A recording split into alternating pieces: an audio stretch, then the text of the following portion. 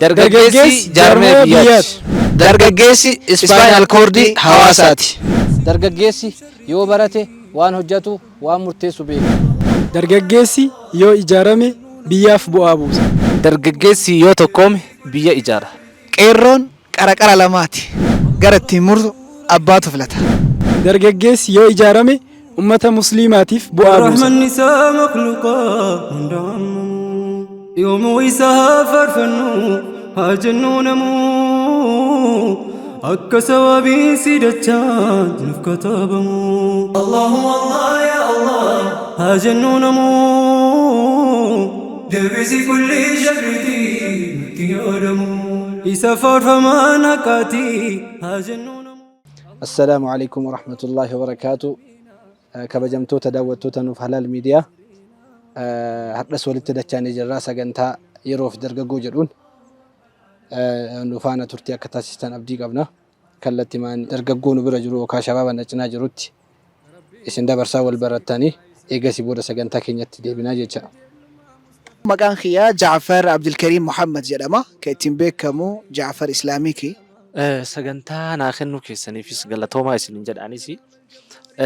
Maqaan kan koo Fu'aad Abbitti Bahmud jedhama. Maqaan inni guutuuni. Maqaan koo Abdusalaam Muhammad jedhama. Hayyee wal barnoota geessinee jirraa garuu anaan wal hin baranne waan ta'eef jara dursee malee ofii silaa dursuu qaba. Kallattii maan anillee of barsiisee ka'ee sagantaa keenyatti kan deebinu ta'a. Ani Abdurrahmaan Haaji Kadir naan jedhanii kanaan akka wal barnootaatti ittiin gahaa kallattii maan gama sagantaa keenyatti ceena. Gaafii takka isaanii qaba. Jaafariin kan gaafadhu ta'a jecha. Gaafii kanammoo isinillee isin gaafatamtan waan ta'eef deebii keessan miidiyaa keenyaatiin koomentii nu gochuu dandeettanii kallattii maan gara gaafiitti kan ce'u ta'a. Gaafiif qophiidha. Inshaallah waan ulfaatu natti hin fakkaatu. Gaafiin sun akkas jetti. Yeroon keessa jiru kun yeroo shabaabummaati. Yerootti waan hedduu dalagaa hedduu nurraa barbaaddu waan ta'eef gaafii umrii keenya wal fakkaatu si gaafadha. Haga ammaatitti jechuun turtii umrii haga har'a geettii kanaatitti islaamummaa yookaan amantaa islaamaa tajaajilee jira jettee wanti ati yaaddu jira jechuun khidmaa islaamaa keessatti gahee wahii bahadheera wanti ati itti yaaddu jira. Gaafii na gaafattan in ulfaata. Gaafichi baay'ee ulfaataadha. Haa ta'u garuu ammoo shabaaba islaamaa tokko waan kana gaafachuun akka kiyyatti gaafii bareedaadha jedhee yaada. Sababni isaa tokkoffaa irratti kakka'iinsa ta'a. Dargaggoonni akka bakka jiru hundatti tattaafatee maal dalagee jira, maal hojjetaa jira, maaliif deemaa jira isa jedhu qabatee ka'a waan ta'eef gaafii bareedaadha jedhee yaada. Kallattii maan gara gaafii na gaafatamee tachi cehuudhaaf dhugaa jirtu dubbachuudhaaf wantoota hedduu hojjechuuf yaalla malee haga silaatitti hin hojjenne ganaa hojjechuuf illee deemaa jirra. Haaliqni rahmaan nu haa qarqaaru. Haga ammaatitti wanni an hojjedhee hawaasa islaamaatiif qopheessee yookaan immoo hawaasa islaamaatitti gabbaaseera jedhu akka nama tokkootitti itti jira malee hin jiru geessiseetiin hin jedhe. Isa hojjetaa jiru ammoo hedduun keessanni beeytanii fedha rabbiitiin inshaallah hawaasa islaamaa ni tajaajila inni yaanna gadi baasuu deemna. Battaluma kanaan ammoo akka dargaggeessa islaamaa tokkootti waan narraa eeggamu bahataa jira malee kasilaa hawaasatti gadi baasu yookaan ammoo hawaasa tajaajila kennu bika san irra gahuudhaaf adeemaa jira hin geenne karaarra jira jedha. Hayyee rabbi bakkaan si haa gahu. Hamiltillee bakka geettu rabbi si haa taasisu. Hayyee kallattii maan deebiin Jaafar akkuma dhageettan dalagatti jira malee hin dalagni umrii amma keessa jiru kanatti waa hedduu yaadee jira, waa hedduu karoorsee jira. Bakka hin geenne yeroo muraasa booda bakka gahaa.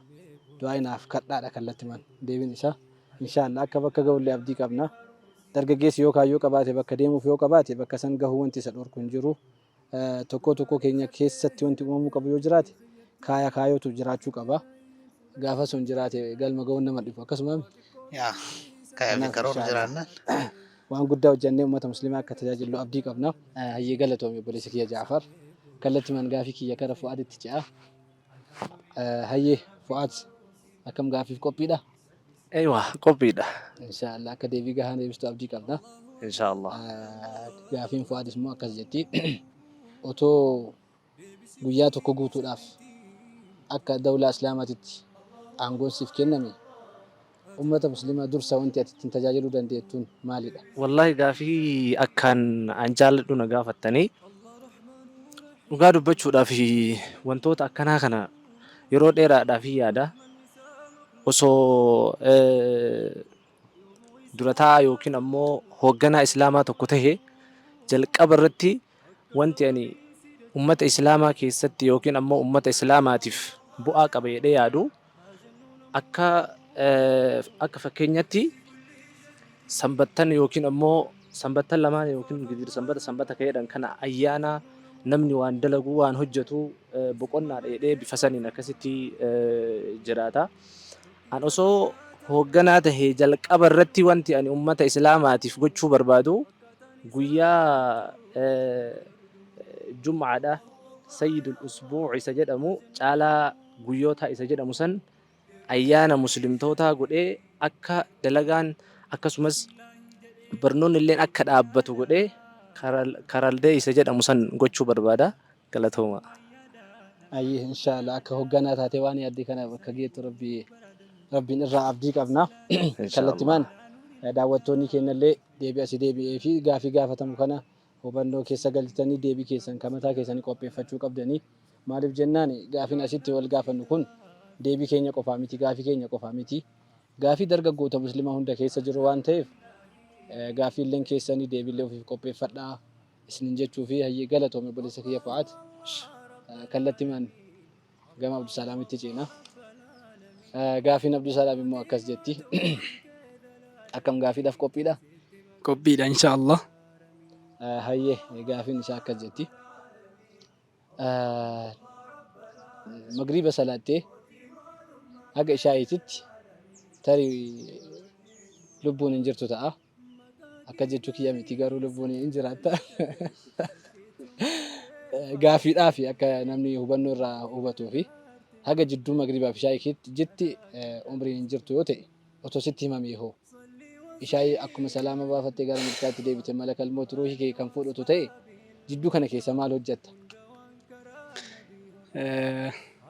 Carraa kana naa kennuu keetiif galatoomi jechaa ulfaataadha wallaahi gaafii akkaan jabaatu nama gaafatte rabbiin qaraa guyyaa du'aa kana wanti nama jalaa dhoyseef sababoota ilmi namaa gaafa du'atti dhihaate waan toltu hojjetee yookiin silaa jannata ka bitatuu danda'u rabbiin ammoo hikmaa isaatiin wantoota akkanaa kana of biratti hambise.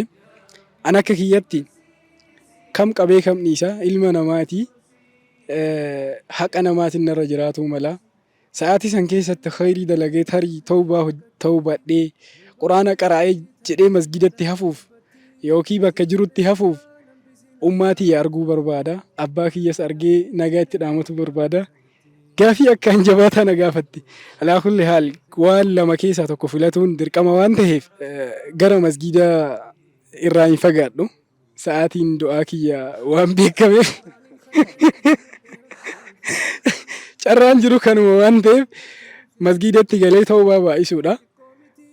Yoo danda'ame qaama waa barate ta'uu wajjin qalamaan barreessee haqa namaas nama afii gaafatuu qabus iddoo ofii taa'e kana ture ichi kaaheetumaan guyyaa kiyya kan xumuraa kana akkanatti kabajuu qaban jedha. Quraanaa fi zikrii rabbiitiin dabarsa. Wallaahu alam gaafii ulfaataa na gaafatte. Galatoomi jechuun gaafiin ulfaataallee ta'u beektaa rabbi umrii si haadheeru atiin duutaa jechuun kiyyaa miti. Dargaggoota hedduu keessatti wanti hubannoo keessa galamuu dadhabame tokko jiraate umrii dheertuu jiraannee waan tilmaamnuuf tasuma gad baanee miliqnee duunaa beektaa osoo hin toobatiin osoo wantoota tamma itti qophoofte kana tokkochayyuu ittiin qophaa'in dargaggeessi hedduu of dagatee waan deemaa jiruuf tarii osoo nutti himame yoo hin qophoofnaami. Kanaaf gaafa nutti himamni immoo riskii guddaa keessa jirraa jechuu kiyya. Maaliif tasa gadi baatee karaarraa wanti isi mudatee yoo akiraa deemte wantoonni ammaati silaati reefu nu deebistee itti qophoofteen kun martuu hin jiru. Sirriidha. So otoo qophiin isinii himame akka qophooftan san osoo isinitti hin himamin immoo qophaa'uun hunda keenyarra waan jiraatuuf gaafii kana gaafannee dargaggeessa ta'uu wajjin waa hedduutu nama dagaa. Akkuma hundi keenya beeknu asiin qura'aan illee kootu naqaree jedha. asiin haraamni garaagaraallee kootu na dalagi jedha. Waa hunda itti hajama. Hannillee Akkuma raayyaan jedhe sani. Kootutti na hati jedha hannillee qumaarillee isin qaba isiniif qophaa'e koottaa jedha. Kanaaf umrii nuti keessa jirru kun umrii ulfaataadha dhugaa dubbachuuf. Umrii kana keessatti immoo otoo nutti hin himamin wanti dhufu kun dursinee itti qophaa'uu waan qabnuufi gaafa nutti himame akkanatti haala mijeeffannee haqa namaa ofirraa kafallee nama isa waa jechaan as miinee fi jechaan mufachiisnellee ofii gaafan akkasii gaafa kana bar riskii qabnaa jecha yeroo beekne irraa yeroo sun ga'utti wantoota sirraa'uu qaban hundaa sirreessina. Kan ammoo waan riskii hin qabneef yeroo isaa waan hin beekamneef of dagatuu hin qabnuuf gaafii kana dhiyeessine kabajamtoota daawwattoota keenya gaafii asii gaafanne kan hundaa dhageettanii jirtan waan ta'eef gaafiin kun hundinuu deebiin isin bira jira. Dargaggeessi hunduu akka dargaggeessaatti akka of hin dagannee fi kanaaf sagantaaleen sagantaa dargaggeessaa fi yeroo jedhudha. Yeroo nuti asii reefuu isaanii warra gaafannee kenninillee yeroo qaalii waan ta'eef isinillee yeroo keessaniif fayyadamtanii akka umrii dargaggummaa tana faayidaadhaan bira dabartan jechuu barbaanneeti. Gaafiiwwan asitti gaafanne keessaa gariin akka dargaggeessaatitti umrii keenyatti fayyadamuu itti nu ajaju akkasii gariin immoo akka ittiin uummata musliimaa fayyaduu qabnuun umriin kun umrii namallee ittiin fayyaduu qabnu umrii ofiillee ittiin fayyadamuu qabnu waan ta'eef gaafii wal keessa jira. Akkasuma inshaallah akka akkas ta'u abdii qabna. Sagantaan nuuf halaal miidiyaa itti fufaas sagantaa keenya immoo torbeedhaan itti fufaadha. Keessummoota haaraa qabannee dhufnaa yaadota haaraa garaagaraatiin kan walitti dachaanu ta'a. Kallattimaan aga torbee walitti dachaanutti turtiin keessan turtii gaarii أمان ربي كيس جراد عشان نجتشو فيه والسلام عليكم ورحمة الله وبركاته. يوم ويسافر فنو هاجنون مو أك سوابي سيدتان نفكتابمو الله الله يا الله هاجنون مو دبسي كل جردي تيارمو يسافر فما نكاتي هاجنون Isuma malee farfamaan biraan argamu.